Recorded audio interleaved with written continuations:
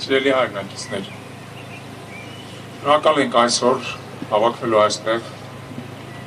Հայոց ազգային արժանապատվության ասպետների հուշարձանումով միասին կոչելու Նեմեսիս գործողության հերոսների վառ հիշատակը։ Մարդկության պատմության մեջ բազմաթիվ կոտորածներ են եղել և դրանք եղել են նաև մեր ազգի պատմության մեր կյանքի մեջ։ Սակայն հայոց ցեղասպանությունը պարզապես մարդկանց կոտորած չէր։ Այն անկման եզրին գտնվող Օսմանյան կայսրության իշխանությունների կողմից մեթոդիկ պլանավորված հսկայական մասշտաբներով հրեշավոր դաժանությամբ և նենգ միջոցներով իրականացված զանգվածային ոճրագործություն էր։ Իսպառ բնաջնջելու հայ ժողովրդին իր պատմական հայրենիքից և տեղ ազատելու ճակերտներով նրա տեղում ազգայնամոլական թուրքական պետության առաջացման համար։ Այս ոճրագործությունը ուներ իր մտահղացողները, իր կազմակերպիչները, իր իրականացնողները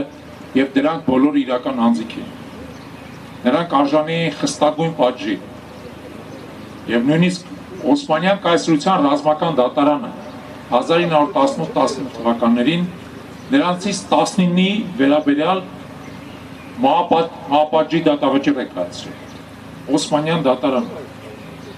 սակայն ոճրագործների մեծ մասը արդարադատությունից խույս տվեցին և բարեհաջող կարողացան հեռանալ այլ երկրներ։ Այս պայմաններում է, որ հղացել է Նեմեսիս գործողությունը և ոչ թե լոկ որպես վրիժառություն, այլ մարդկության պատմության մեջ մեծագույն ոճիրներից մեկի մեղավորների նկատմամբ սպասված արդարադատության իրականացում։ Երիտուրքական կառավարության եռապետները, Խալաթը, Էնվարը, Ջեմալը, նրանց երիտուրք հանցակիցները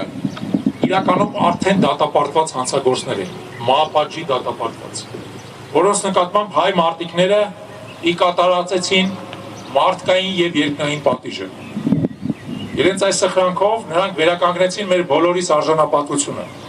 մեր հավատը արդարության նկատմամբ, մեր իրավունքների համար պայքարելու կամքը և վճռականությունը։ Այսօր էլ Նեմեսիս գործողությունից ավելի քան 100 տարի անց նրա խորհուրդը ավելի քան արդիական է, քանի որ մեր ժողովուրդը կարիք ունի արդարության, մեր իրավունքների, մեր արժանապատվության վերականգնման։ Այսօր, երբ մեր ազգի դեմ նույն ցեղասպան հրեշների ժառանգները նոր արյունալի արշավ են սկսել Արցախում և արդեն Հայաստանում, Նեմեսիսի հերոսների վառ հիշատակը մեզ պետք է տա ուժ, կորով, վճռականություն, համախմբվելու մեր ազգային ինքնիշխանության շուրջը և աննահան շարունակելու պայքարը մեր հիմնարար իրավունքների իրացման համար։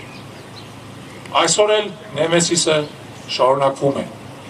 սակայն այսօր մենք ոչ միայն պետք է պատժենք նորօրյա հանցագործներին, այլև հետևողական պայքարենք ողջ ծավալով վերականգնելու արդարությունը մեր ժողովրդի համար, երաշխավորելու նրա ազատ և արժանապատիվ կյանքի իրավունքը սեփական հայրենիքում, նրա զարգացումը, հզորացումը ու բարգավաճումը։ Ուստի կեցեն Նեմեսիսի հերոսները, կեցե հայ ժողովուրդը, կեցե մեր սրբազան հայրենիքը և կեցեն մեր երեխաները, որոնք ապրելու են այդ հայրենիքում։